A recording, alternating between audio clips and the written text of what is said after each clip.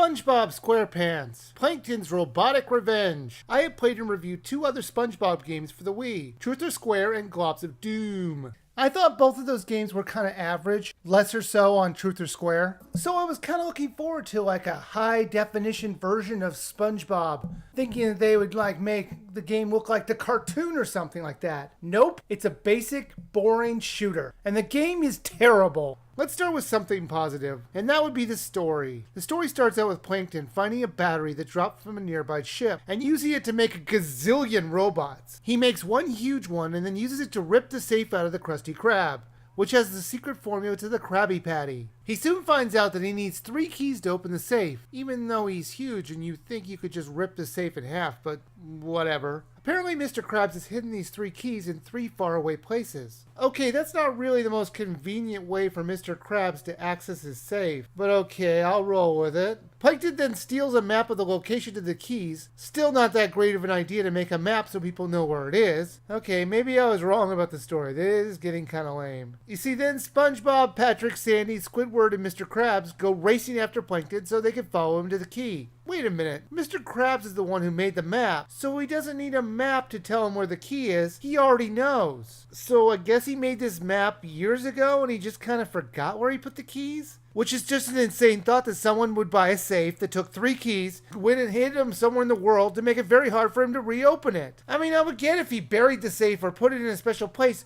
but he put it in his business. Who makes it that complicated to open a safe? The characters kind of look like they do on the TV screen. It's when you start playing the levels that it'll really try your patience. There is zero creativity in the level design. The way the creators decided to change up the level designs and make you understand that you're in a new world is to change the color of the world, and that's about it. It was one monotonous level after another. Worse yet, it's just a shooter, really. All you do is kill enemies and push buttons. Repeat this for 3 hours and you have SpongeBob SquarePants Planktons Robotic Revenge. The whole time I was thinking, if they just took out SpongeBob, they could just add in any other license and it would feel the same. If they decided to re-release this game as, the Snorks Robotic Revenge, they could do it with minimal effort, because the atmosphere really doesn't feel like a SpongeBob game.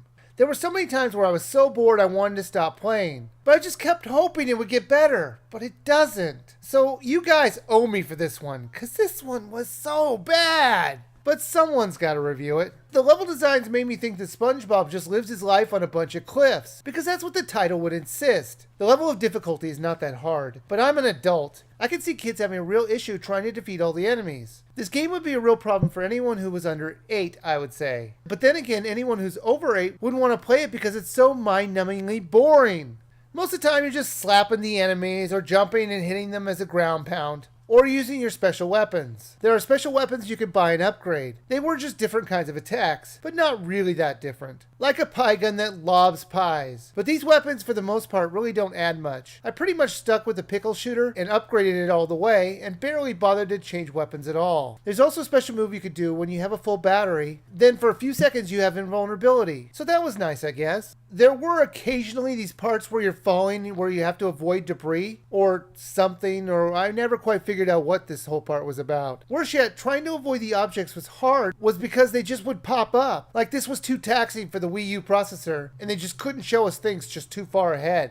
Come on, this is the sort of stuff I would expect on the Wii, not the WiiU. And then there are the boss fights, which most of the time came down to jump and fire. Worse yet, if you die in a boss fight, you're going to have to sit through the cutscene again. And you can't skip it or speed through it. Now, there is multiplayer in the game where you and a few friends can play along in the adventure. And I thought that was okay. The only way it really improves the gameplay is that it makes it easier since you have more people to play with and more people to take down the enemies. SpongeBob SquarePants Planktons Robotic Revenge was terrible. It had mediocre graphics, repetitive gameplay, unskippable cutscenes, and bad level designs. This really didn't feel like a SpongeBob game, as the sense of fun and atmosphere just wasn't there. It's a shame they wasted their license on a title this bad, so you should definitely skip this game.